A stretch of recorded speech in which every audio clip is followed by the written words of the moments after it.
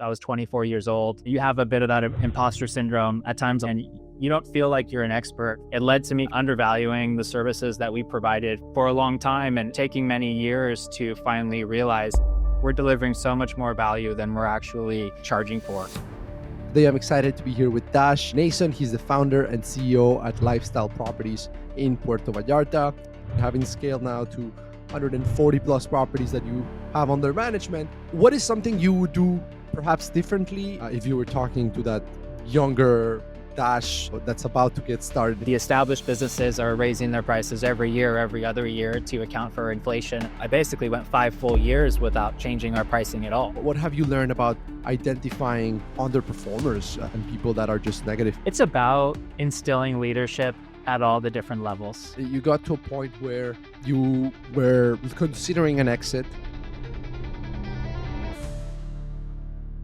Hello, everyone, and welcome to the Hospitality Edge podcast, where we bring together what we think are two sides of the same coin, real estate and hospitality, and where we interview entrepreneurs, leaders, operators, founders, investors in the short-term rental and hospitality space, so they can tell us about their stories, they can tell us about the lessons that they have learned along the way, as well as maybe some of the mistakes that they might have made along the way, so we don't have to make those same mistakes ourselves.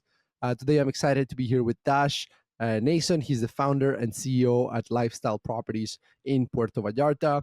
And we're going to be discussing how to scale a property management company past the 100 property mark outside of the United States, specifically in Mexico. We're going to be talking about what are some of the cultural challenges that come with it, but we're also going to talk about what are some of the opportunities that come with doing so, what it takes to attract good people, what it takes to retain good people, and how to have an edge in delivering hospitality internationally. So really excited to have you on, Dash. Thank you for taking the time. Before we start, would love to know, this question we like to start with. If you were to start all over again in this industry and in this business, right?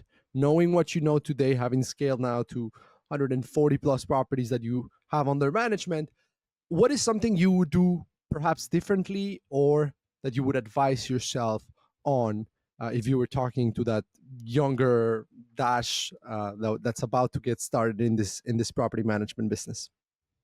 Yeah, hey Sebastian, thanks for having me on.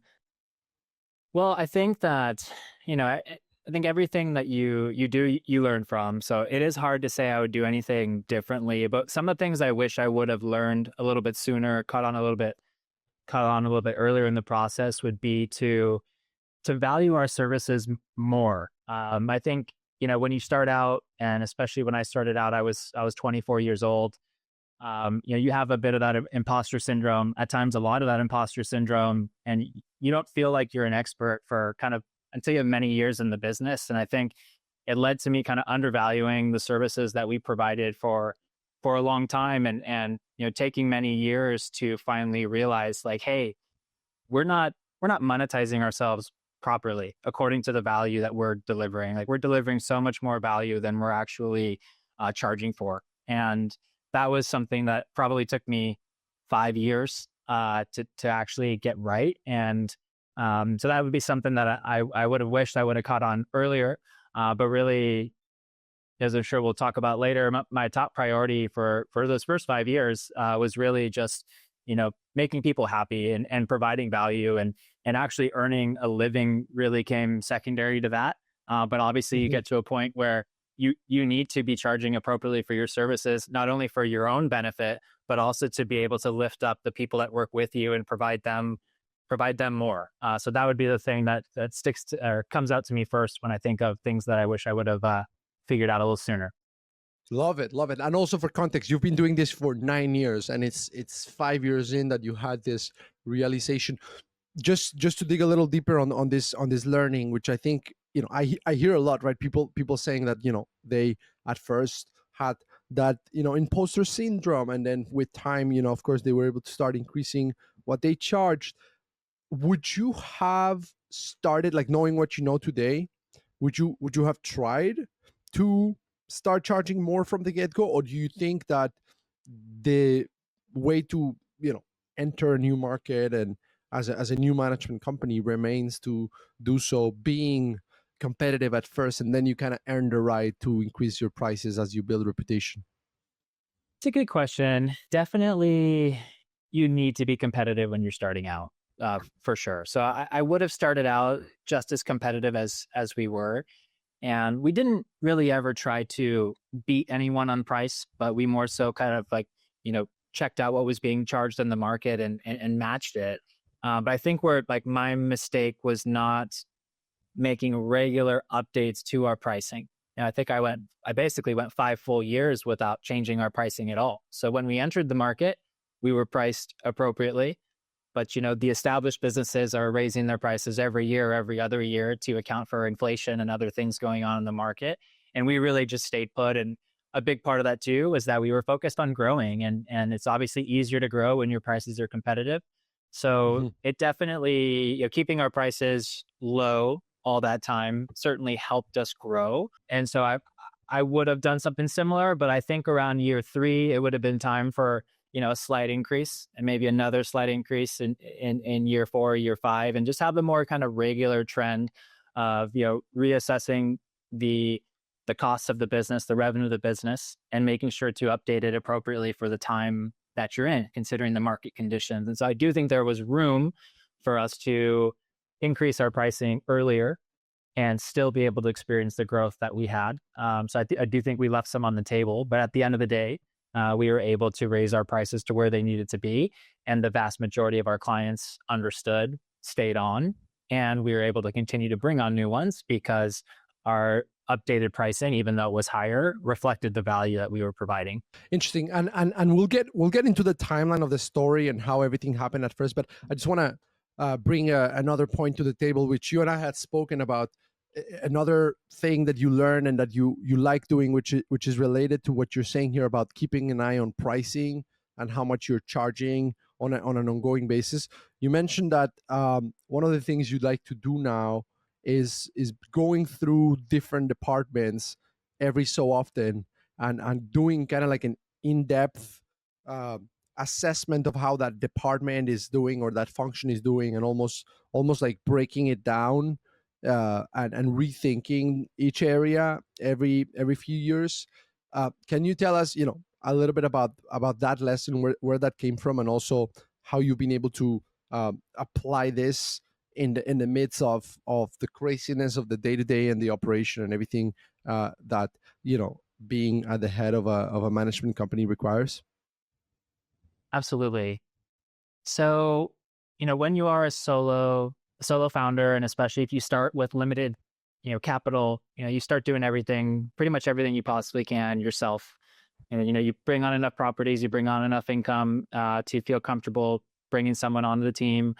Typically, at least in my experience, it was mainly outside staff that I brought on first, like housekeepers, maintenance staff, and I still did all the admin, all the guest services, all the owner support.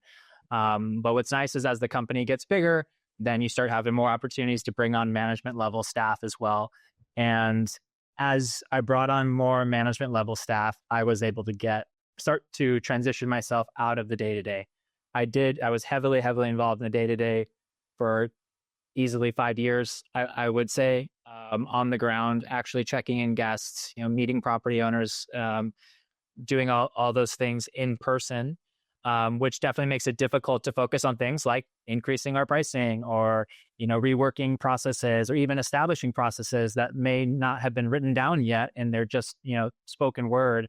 And so certainly I think around the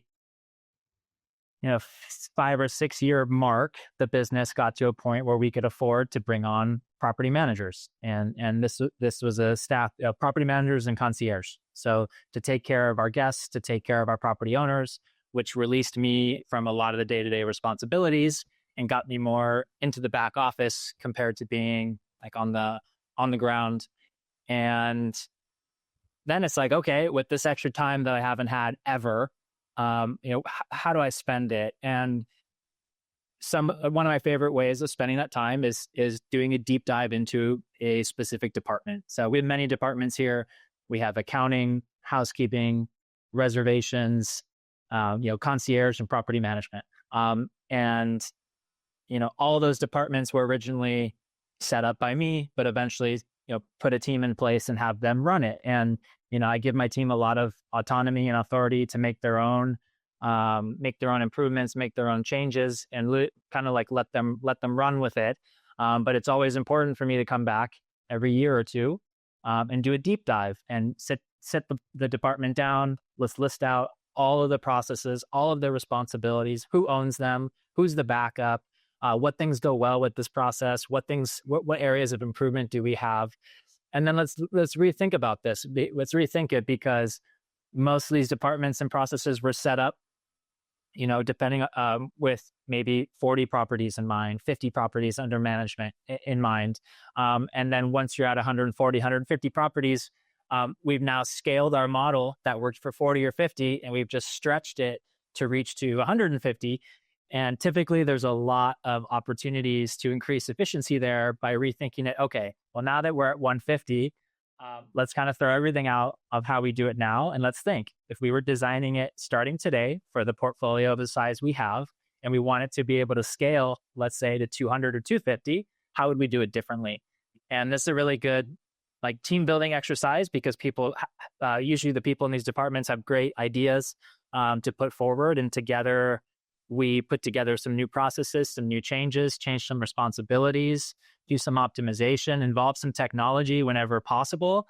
Automations are, that's probably my favorite word. And then when I'm done with that, I feel like not only did we improve the department and how it functions, we're going to be able to do our work more efficiently, which means we're going to be able to do more, or at least have more time to do it at a higher level.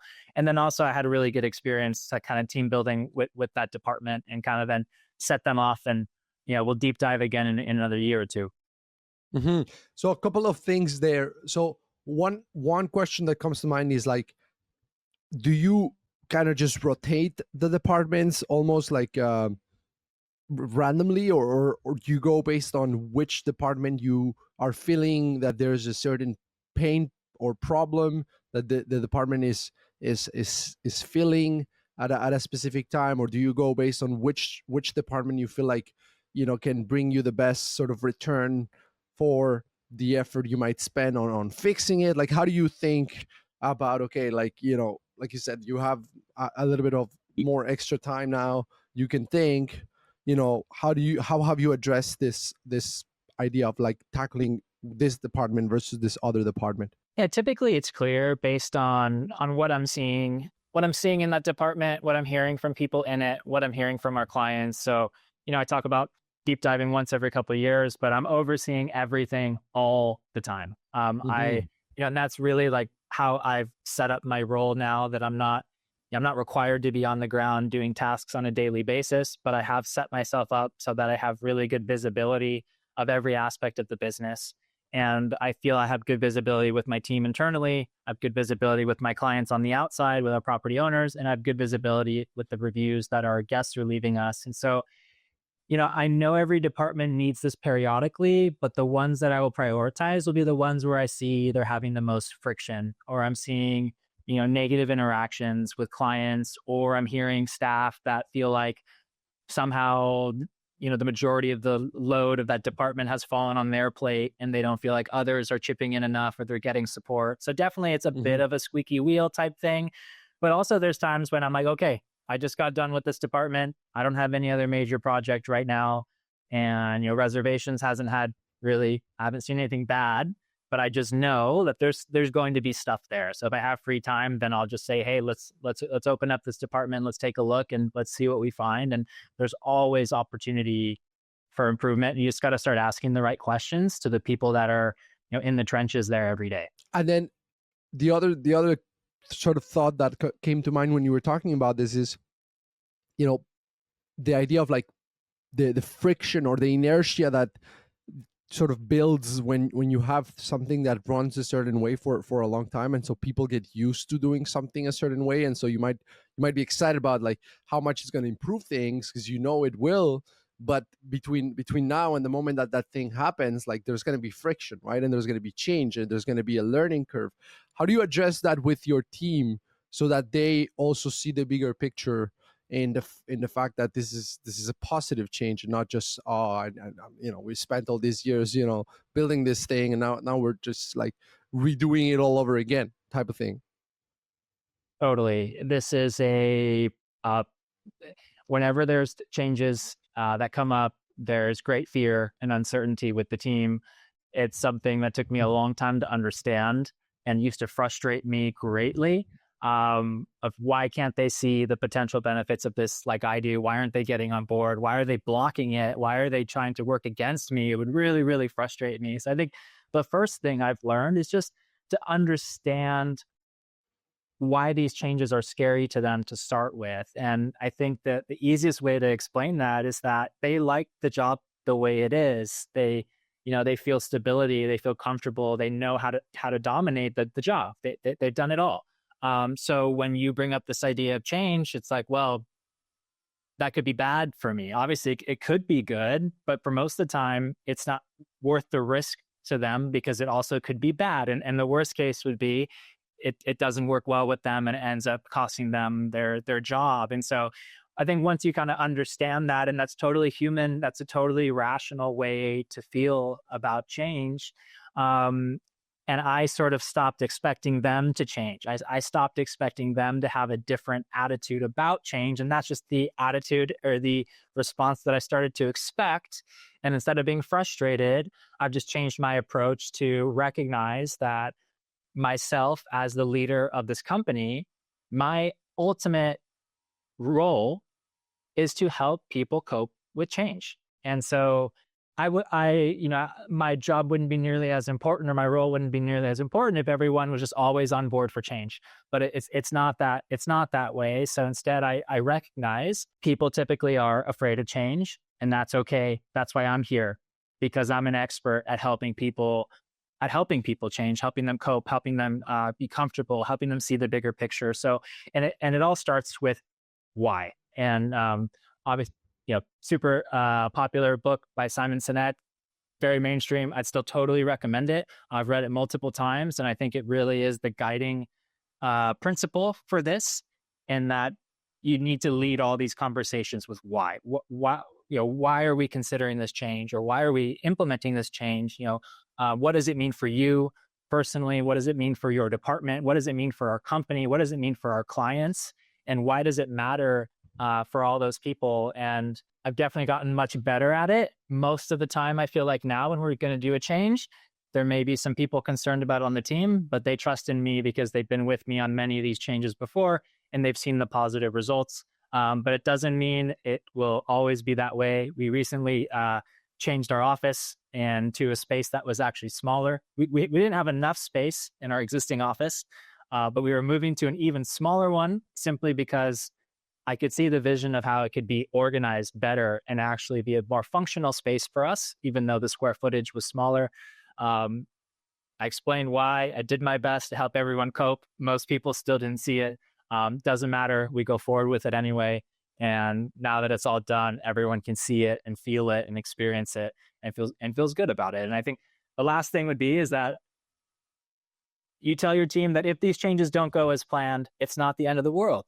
We can always change again. We can always roll it back. We can try out a different thing. I never have 100% certainty in what we're doing, but typically a Mm-hmm. pretty good certainty. But if it doesn't work out, it's not a big deal. We'll just change again. And that's very interesting, and it's a great segue into a little conversation on leadership too, because I mean you brought up the book as well, start with why, and I'm curious to know your thoughts on the following, right? Which is, as a leader, right? You let's say you have your why, it's clear, you know why you want to do a certain thing, and there's also, as a leader, the idea of like you want to hear your team, right? You don't want to be always sort of the one that has the last word, but yet it's kind of this balance of like, you want to hear your team, and that great ideas come from your team, but you also, there are times when you have so much clarity on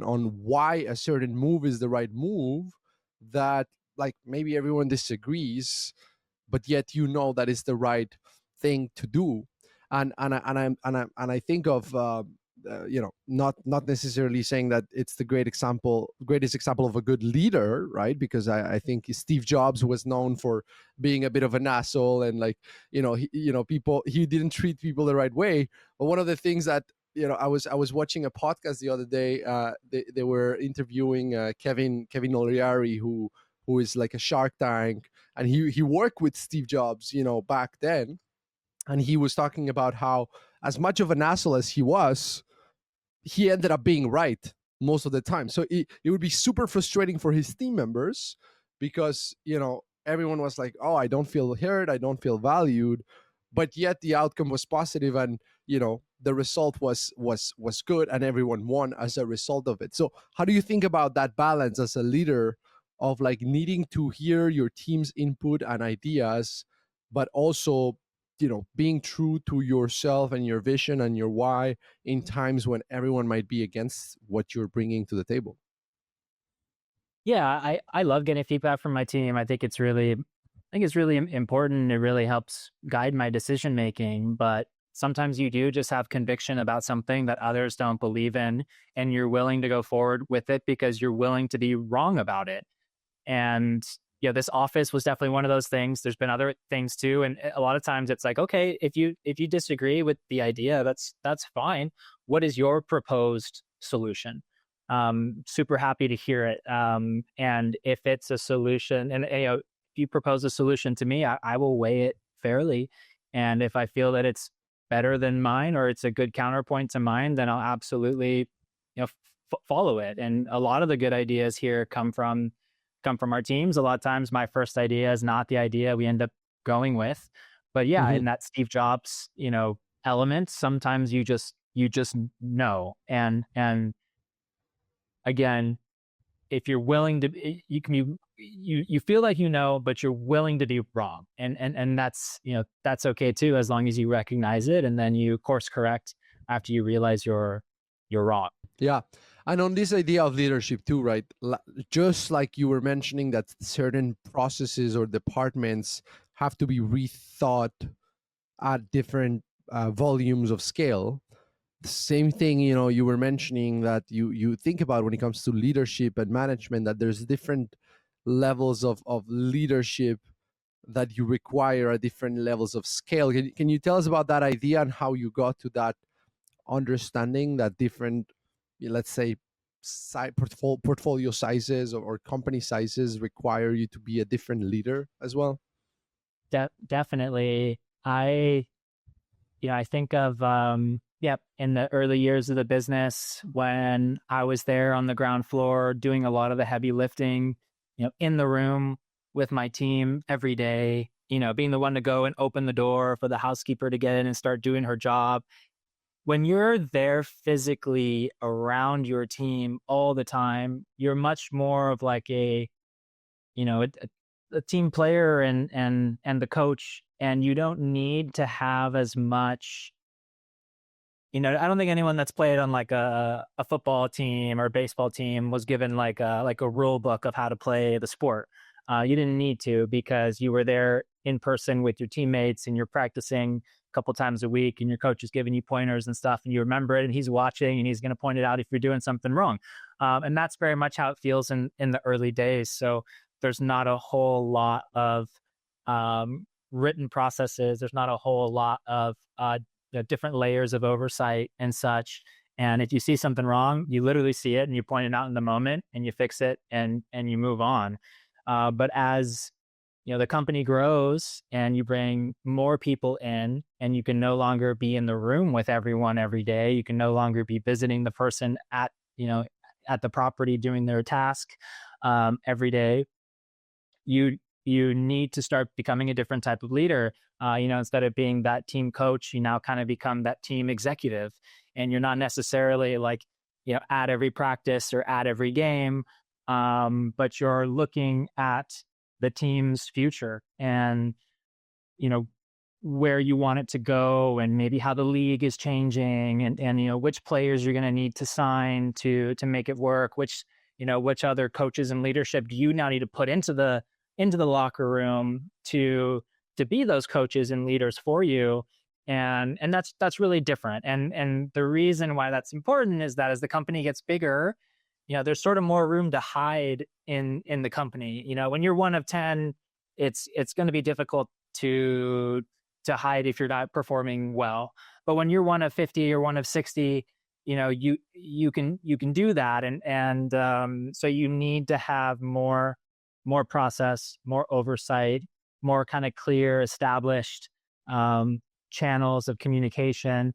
And you need to be looking at the bigger picture, need to be looking ahead, not just on the current task, because you have a whole team that's focused on working on the current task, but you need someone that's looking ahead to tomorrow and next year and maybe the next 3 years. And so I think that's really what I think about. And that's the kind of personal process and transformation that I've gone through of being somewhat of like just a simple team player to then kind of like the coach to then like the executive up in the box. And that's interesting in that at the end of the day, as you start to detach yourself, like it's funny because you start to detach yourself, not detach, but have some level of separation where you're looking at things not from the day to day, but more a little more macro. But you can afford to start doing that when you are getting bigger and when the team is growing, and therefore there are more resources and blah blah blah. But yet that's also when it becomes easier for individual contributors to hide, to your point, right? So it's interesting because like it's like you're getting more detached as it's getting easier for but like not top performers to hide. So it's like I was thinking about that. I'm like, how do you identify those? Like, how do you identify those when not only are there more people, so it's easier for them to hide, but you're also now more looking at things from a macro perspective, and we know how like one person that underperforms can bring down the entire team. So what have you learned about identifying underperformers and people that are just negative for the team as a whole? It's about instilling leadership at all the different levels. And so I think, originally I was the leader, the only leader. And I think I really liked that too. I think I really liked that control, and I liked being looked up to and being treated as the guy. I think another part of the transformation or progression as a leader is that you realize that you're in best shape if you have way more leaders in your company. And so I think the way that I've done that is by instilling leadership qualities in all the different departments at all the different layers, from the very bottom to the very top. It doesn't matter. I welcome leadership at every single level, whether you have an official management or leadership position or not. I want people to be model actors, model attitude, great performance, you know, showing others what it looks like to step up and be someone who's responsible. And when you have those people at every level in every department, then for one, they improve the attitude and the performance of others, the same way a negative performer can bring others down. They can help solve problems that otherwise may have gotten escalated all the way up to you. Instead, this person, they feel motivated, inspired, and they hop on it and can help out. And they'll also come to you if they've noticed a trend of someone not performing well and they've tried and they haven't been able to see a difference, is they'll come to you and let you know. And then that's when you do get involved. And so you sort of just have all these awesome team leaders spread around the company, and making sure to recognize, and the way you keep people doing that is that you recognize their leadership, you recognize their performance, you congratulate them, you call them out, you celebrate their wins and their successes with them and with the whole team. And you get this culture of people wanting to be responsible and wanting to be a leader, and the opportunity is there for everyone. What do you think is the difference in your view between a manager and a leader? Yeah, great question. So I it took me many years to realize I was not a good manager. I was a much better leader. But I spent many years trying to be a manager. And the difference I see is that, a manager tells people what to do, and sort of make sure they're doing what they're supposed to do. And a leader inspires people to do what they're supposed to do, or they help people understand the purpose of what they're being tasked to do. And of course, what I mentioned earlier, that they help people cope with change. And so I am not, or I thought I was a really good manager. That's why I got into property management, because I had a management position before, and I thought, oh, I'm really good at managing. But it's a very different type of work. And once I got into this very labor intensive work of property management, I was not good at telling people what to do and making sure they were doing it. It's just not my style. I don't like to micromanage. I don't like to be on top of people. I don't really even like to tell people they're doing things wrong. Like it doesn't feel good for me. What feels good for me is to get people excited and to help them understand why something's important, and why we should, why we should pay attention to these details, why we should give our best performance on this task, because there's a greater purpose behind it. And that's what I really, really enjoy to do. That is very interesting. And I remember when we were chatting in person last time, you talked about how when you had that realization, you kind of had to, take a step back, restructure a few things, put someone in place that would be the manager and would be seen as the boss, so you could take that step back and start becoming more of a leader. And that's such an interesting perspective. Do you think that you know leadership can be taught, or do you think that it's more so like you either have it, you have the personality traits to be a good leader, or not? And if it can be taught, how do you go about taking someone that might be a good manager and teaching them how to be a good leader?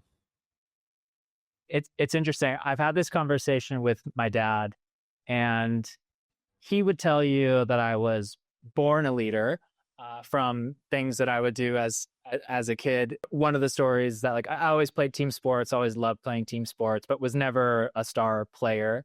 But always had good ideas for how the team should be managed or be run, and I'd always be someone that like other teammates would look up to, even though I was riding the bench half the time. And so I definitely feel like I was born with some natural leadership skills, which helps a lot. But I do believe it's both. I do believe you can be taught as well, because I once it hit me that I was not a manager and that I was destined to be a leader, and that was the best value I could provide to my team, I became obsessed with the topic of leadership. And I read a dozen books about it, and I was just obsessed with being a better leader. It became my life's purpose to lead others, to better outcomes for them and the people that they're working with. So I do think it certainly helps to have natural leadership talent, which I think I was blessed with some, but certainly it doesn't end there. You need to work on it. And I think anyone that is interested in it, that is, that has been inspired by a leader in their life before and has felt the impact that they've had on them, I think they can learn some things and they can become a leader in their own right. Because you also were talking about how you try to build leaders as part of your organization at all levels, so that requires you being thoughtful about how to do that, like how to take someone and Absolutely. turn them into a leader. So what does that process look like for you with your team when you're taking someone and you're trying to get them to become a better leader? I think it's the top level of leadership. I think is inspiring others to be leaders. And speaking of scale and leverage, like if you want to be a better leader, well, create leaders beneath you. I think is an excellent way to leverage your leadership ability. And I think it starts from wanting to inspire others, wanting to help others, really, wanting to make people. I mean, yeah, for me, it all comes back from like feeling good. Like I enjoy helping people. I think leadership essentially is helping people. You're helping people become the best versions of themselves. You're helping them be more productive. You're helping them be um, more focused, more happy. And if you enjoy helping others, then you should be interested in leadership. And the best way I can teach others about my leadership is by being a model leader. So that's why I do a study. I make sure I'm doing the right things. I make sure I'm regularly communicating. I make sure I'm starting with why, that I'm making things relevant to everyone that I'm talking to, and then saying, hey, you can do this too. You can have you can have this impact on others. You can help others, do greater things. And again, if that makes you feel good, then I think you're going to be going down the right road on that. And I know we're spending a lot of time on leadership, but I think it's important, and I think it's worth taking the advantage of all you've read about this topic to try to make the most out of it. But one thought that it came to mind as well is like, you were saying how, like, as a manager, one of the things you didn't like about it was having to be telling people, how to do things, or you're doing something wrong. And so it's tricky, as I was thinking about it, when you're in a position where you cannot really separate the two, right? Where you cannot really just bring in a Mm, manager and then yep. just step back and become just a leader. But when you have to juggle with both, because you want to encourage them and, make them feel good, and the positive aspects of like why we're doing this and where we're going and all of that. But then you also have to like put your manager hat on and be like, this is not being done the right way. Yeah. So Yeah. how do you see that jumping back and forth between one and the other? How can you do that effectively without losing the impact of the leadership side? Because if you were, sort of talking positively what we can do, why this makes sense, where we're going, but then you go back into like, hey, this is wrong, like this needs to be improved, right? Does that make you lose the benefits of what you had been trying to achieve by being the leader, because you had to go back into that managerial aspect? Or maybe there's a right way to giving feedback that allows you to not, you know ruin what you had been trying to do in your leadership Hmm. efforts? I feel like they can both be done without negative consequences. I do feel that it is much more challenging for me to be a manager than it is to be a leader. And there have been times specifically during very rapid growth phases for the company, where I've really delegated out the management, and I've really just been like, hey, this is your department now, you manage it. And, only let me know if something goes terribly wrong, essentially, while I'm over here bringing on all the new business and really putting most of my focus into that. And while that helped us grow rapidly, it did turn out to have lots of other negative consequences. And so I did have to step back in and become the manager again for a while and start telling people, the way they were doing things wasn't working, and where you need to do it this way, we need to do it that way. But I really felt like, and to be honest, I was afraid to do that. I was afraid to do that. I didn't like the idea of doing that, and probably waited a year longer than I should have to do it because I didn't want to do it. Um, but actually, I was quite surprised at the response that I got when I did do that. Especially, this involved, saying goodbye to a manager that ran a department for a long time and basically hired everyone in the department. And I had to come in and say, you know what, I'm sorry, you have to go. You're not managing this correctly, and I'm taking over as the manager. But I was really surprised that very positive response across the board from everyone in that department. I was expecting pushback. I was expecting, me saying goodbye to the person who was their boss, who hired them, that they were going to have extreme loyalty to them. But I think I had actually been building up credibility with them, with my leadership over those years. Even though I wasn't directly managing them, they had trust in me because of the way that I had led the company. And therefore, they responded positively to my changes in management. And I think, again, but see, for me, I can't just manage without leadership qualities, because I start everything from a leadership first mentality. And so when I'm doing this management, I'm thinking about their psychology and how they're going to be perceiving these changes and perceiving this management, perceiving this person to come in and tell me the way I've been doing things the last 2 years is wrong. And so it again kind of goes back to starting with why, in that like I know that when I make changes in management, I need quick, perceivable wins for the people on that team. So in order for them to truly believe, I need to make a change quick. I'm going to have 20 ideas for this department, but I need to pick out 3 that they're going to be able to notice the difference over the next 2 weeks.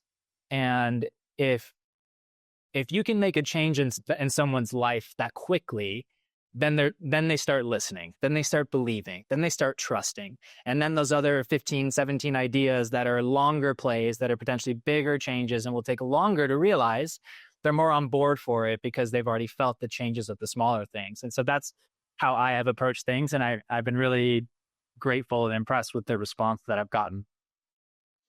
Yeah, no, that's super interesting. And one last question on this, and then we'll move on to a separate topic. How do you manage without coming across as a micromanager, or is it not a bad thing to micromanage and it just has a bad reputation? And so we shouldn't even be thinking about trying to avoid micromanagement. I'm not a micromanager. It's not by choice. I just don't like it. I don't live for it. At least in this, I started a business because I wanted to live life on my own terms, my own way. And I never But the wanted to managers you put in micromanage or place, be micromanaged. Yeah, like maybe you don't like it, right? sure. But the managers that you put in place, do you think they should be micromanaging their team, or do you think that a good manager shouldn't micromanage, because if they do so, then they're not managing with leadership in mind, and therefore, it's negative. The reason I'm asking is Yeah, because yeah. like it's tricky, because you have all these things that can go wrong and all these moving pieces, and as the organization gets larger, so easy to hide, like you were saying earlier. And it's like sometimes there are things where, like, how else do you go about knowing if things are being done the right Mm-hmm. way, if not, if it's not looking at it, in detail, right? But then it's like, okay, how do Totally. you look at things in detail without sort of making people feel overwhelmed by your oversight? That, like, Yeah. yeah, how do you Yeah, balance that there's when you think definitely about your more. managers? Hmm. Totally. There's definitely more micromanagement going on with the outside staff and supervising cleaning, supervising maintenance, repairs. But I still think we probably micromanage less than your average property management company. And I think that's one of our big core values is responsibility. And we trust our people to be responsible with their job and their tasks. And if they're not, we're going to hold them responsible for it, and we're going to do that without emotion. It's not going to be personal at all. It's about the work, it's about the performance, and it's about the standard that we uphold here. So we do regular inspections, we do regular supervisions. So there's definitely, especially again, the outside staff, they're going to have their work checked over, maybe not every time, but a lot of the time. And if the performance is not right, then it's going to be a meeting with their supervisor or their manager or with me. And we're just going to talk super directly about what we found or what we saw or what we're seeing that's not working. That's just not cutting it. And again, I think this is something I've learned very much too, with my time doing this, is that you need to make it as obvious as possible, as clearly as possible. It's not personal at all. It's solely about the work. And so every one of those conversations that I have, every one of those conversations that my managers or supervisors have, it starts with, I like you. You're here because we want you to be here. You're here because we know that you have the potential to be a top performer, and we want you to be on this team. Unfortunately, we've noticed that your performance hasn't been meeting our standard. And so we're having this meeting to discuss it so that we can see how we can get you back up to our standard, so that we can keep you on our team, because that's what we want. And that's why we're having this meeting. So let's talk. And when you start like that, you lower the defenses and you can have a real conversation with the person. You can connect with them. You can understand what's going on. A lot of times there's reasons why the performance hasn't been where it's at. We can make a plan to get back on track, and we can make that commitment to each other. And if most of the time that works out, But if it doesn't, well, there's been a really good warning there. There's been a good record. And typically, if that happens two more times, then I'm very sorry. We wanted this to work. We gave you the opportunities. It didn't. Thank you so much for your time. We're moving on. And therefore, we don't need to micromanage as much because we're all acting more as professional, mature adults. We know what we need to do. We should do it. If we're not, we're going to talk about it. We're going to give you a couple more opportunities. And if we can't do it right then we all know where this is going. Yeah, no, that makes a lot of sense. Makes a lot of sense. So changing topics a little, you grew a lot, of course. You got to a point where um, you were considering an exit. Can you tell us a little bit about what that process of considering and even preparing and structuring your business for an exit, what it taught you, and what you took as far as learning out of that experience? Yeah. So when we got approached by a company that was interested in acquiring us, it was very exciting at first. I think more than anything, it was just a nice bonus for your ego. I'm not explaining that well, but anyway, it just like makes you feel good when someone takes a look at what you built It's and they want rewarding, to. like it's rewarding. It's You're like, rewarding. oh, Just yeah, just yeah, yeah. personally of emotional reasons, like it's just nice when someone's like, "Hey, I'm interested in giving you money for the thing that you built." Like that's just really cool. It makes you feel great. I think I just got really excited about that idea originally, and as we got deeper into the talks with this company, and they were requesting lots of documentation, lots of stuff that we maybe hadn't even had before, things that we didn't do very often. Like putting together a balance sheet and the cash flow statements and all that. To be honest, we were very green and not very sophisticated in that sort of thing when we were approached, but we put it all together. We learned how to do it. And, this company asked great questions about everything. They want to know everything. A lot of the times they ask for stuff that, again, you don't have, but you go running to do it and you go through the exercise and you put it together. And then you go, we should have done this a long time ago. And so what's nice is that, when you have outside eyes looking at inside your business, you feel a little shy. You feel a little, again, maybe that imposter syndrome starts to stick out a little bit. It kind of reminds me of like if, when you have someone coming over to clean your house and you're like rushing to clean your house before they come to clean it. It's like when you get those outside eyes on the inside business, you want to make it even better, and you don't want to show them anything unless you feel really good about it. And so it really just led to us tightening up everything. So becoming more sophisticated from an accounting and finance perspective. It led us to filling the gaps in our processes. Anywhere there were holes, they wanted to see our process documents, our SOPs for everything. And there were lots of gaps there. So we filled all those gaps. And also, I think they take a really hard look at the P&L, at the profit. And as I mentioned at the top of the show, I, for many years, ran this business with the idea, I just want to help as many people as possible. That's what makes me feel great. As long as I can make a little salary for myself at the end of the day, then I can keep living and I can keep doing this. And that's awesome. But then you have someone like an investor that comes in and they just want to see, like, what's your profit? And, I don't think I ever looked at the bottom line with such a detailed eye until that moment. But it's been really ever since. So we ultimately decided not to sell the business. And ever since, we've run a much tighter ship and with a much closer eye on our profit. And again, not just for my own personal gain, even though, of course, I am motivated by money and I want to make money, but I'm even more motivated to be able to pay our team more and give them more benefits for what they do. And obviously unlocking the profit in the business helps to do that. So I think that whole experience was really important for that.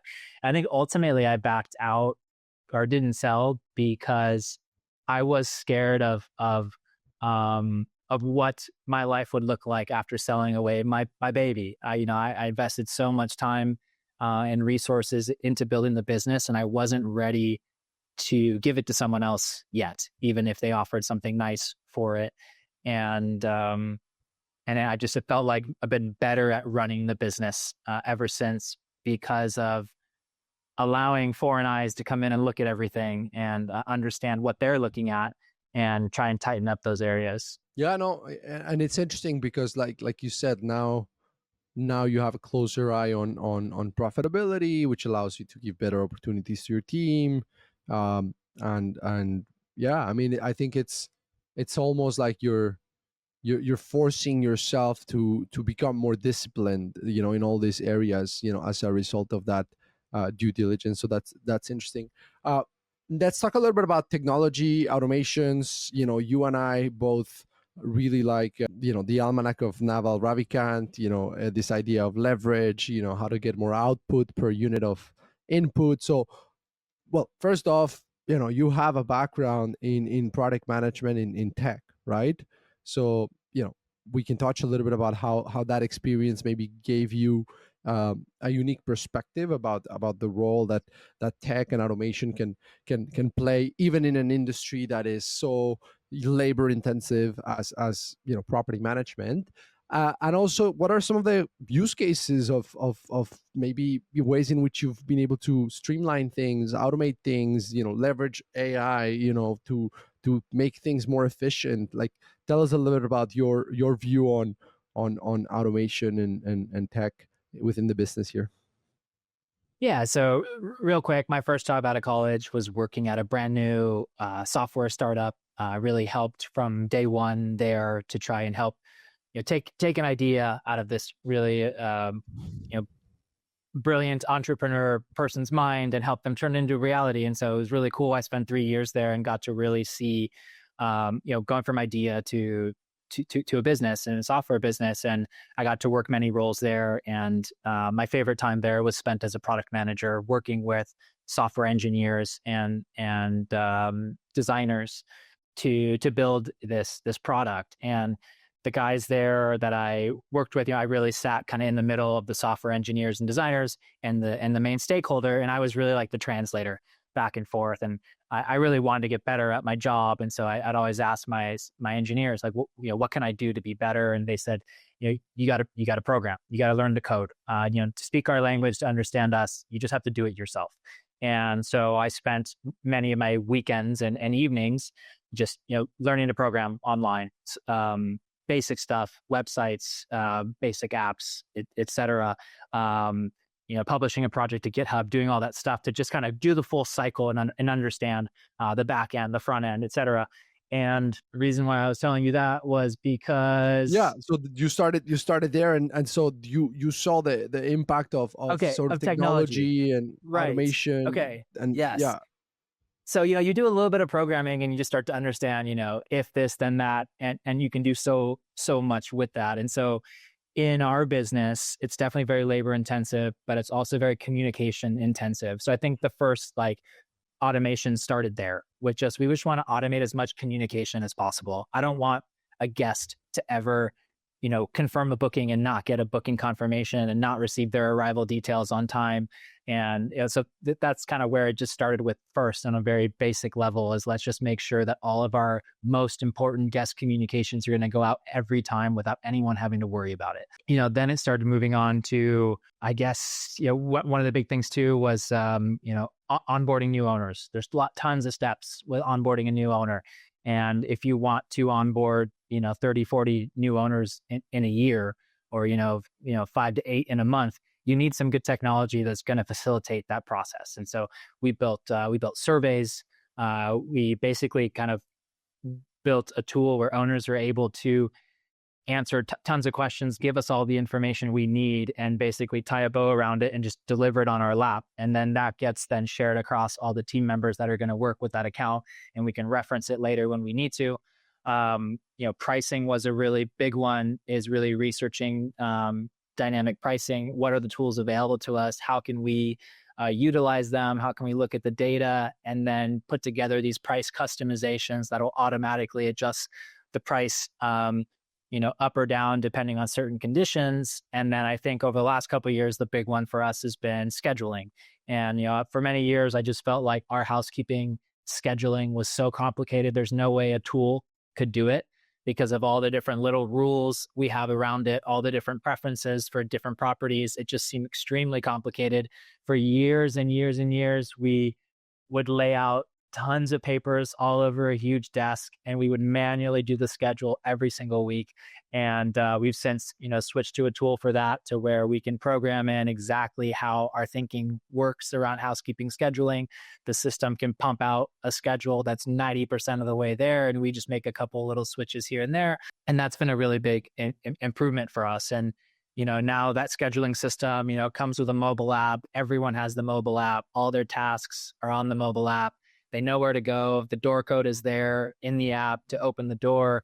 They start their task. It starts time tracking. They've got a checklist to follow as they're performing their task. They can upload photos of the work they're doing. If they find damage or a problem, they can send that in as a report, and then we task that to our maintenance guy, who gets a new task on his phone.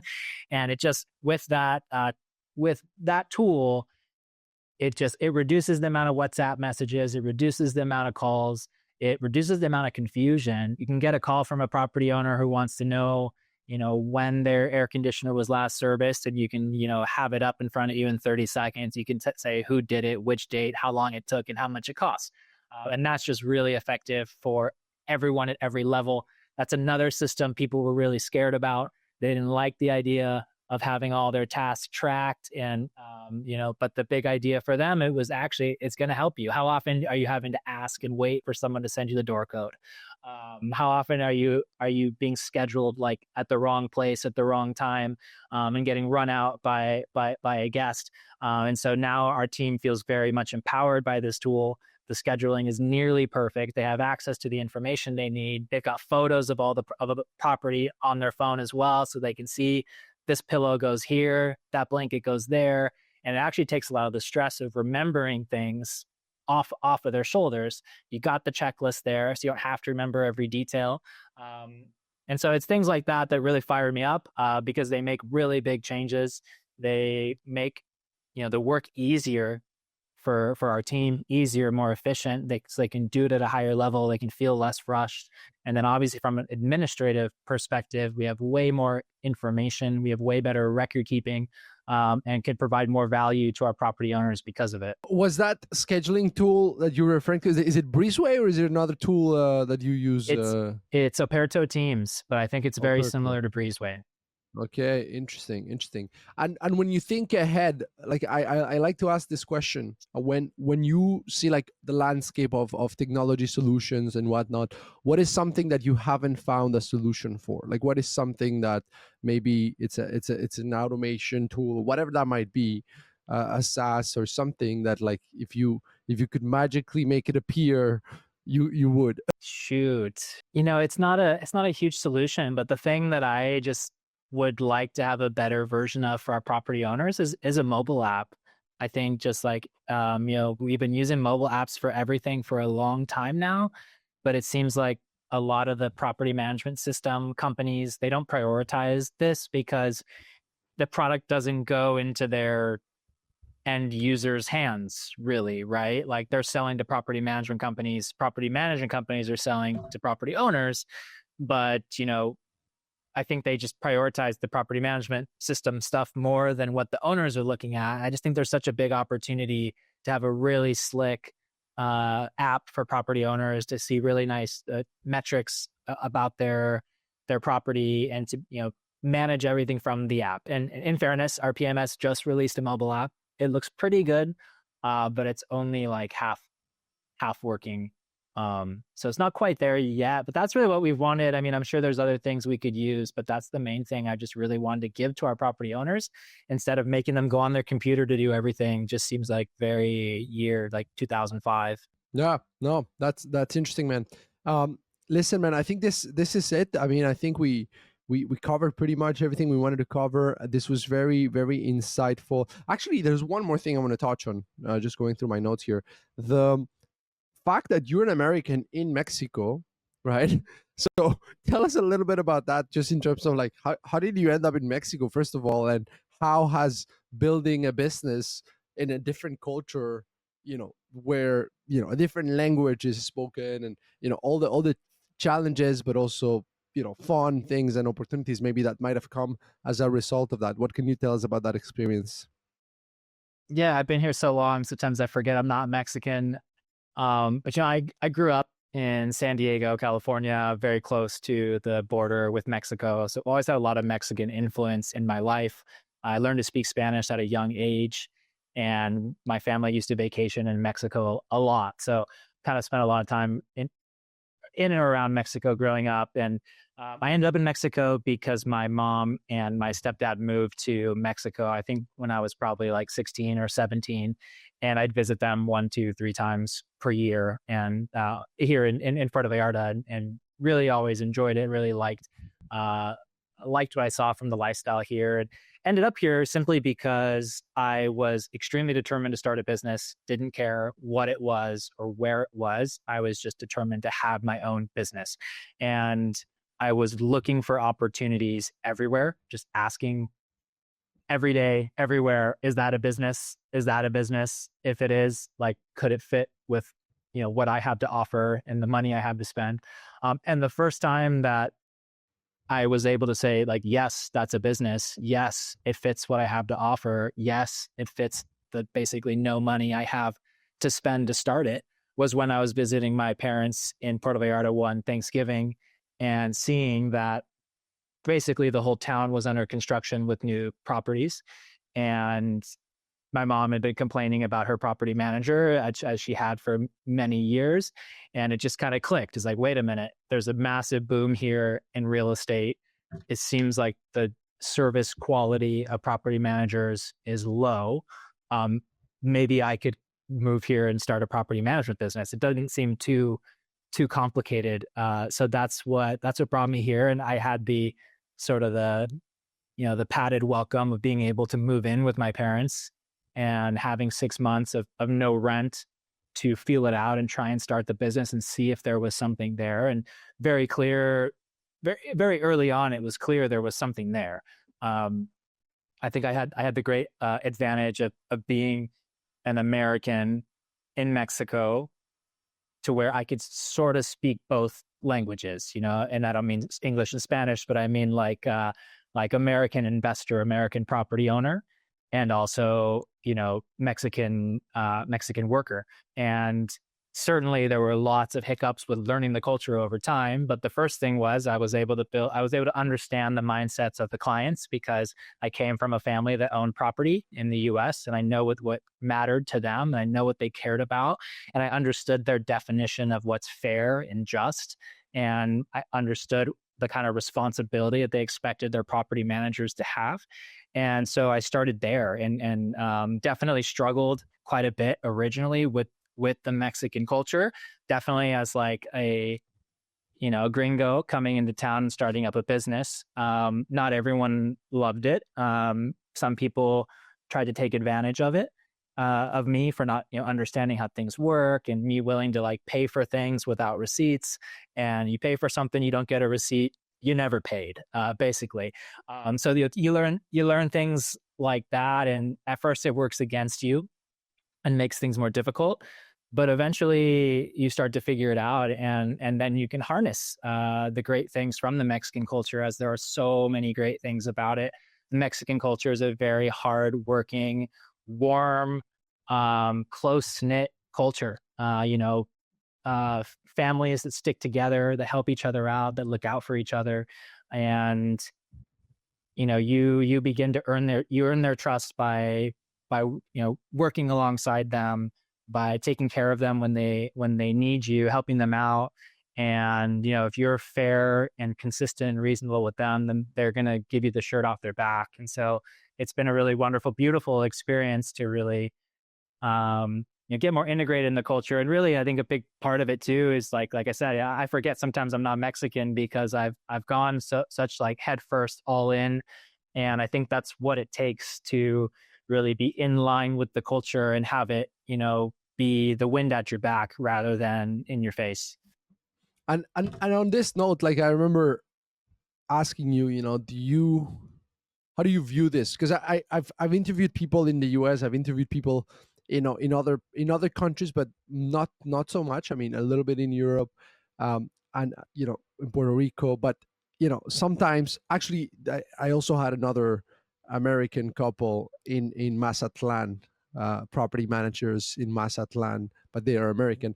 And I get different views on like, oh, I wish I had built this somewhere else, right? I wish I was in another market. Like for example, I had someone in Puerto Rico who was really like, I guess, overwhelmed by the natural disasters that they had, and how sometimes there's no light, and like just the infrastructure like seems to be a big challenge, sometimes. So he's like, if only I had built this same company, but in Miami or wherever, in the U.S., I'd be so much more ahead.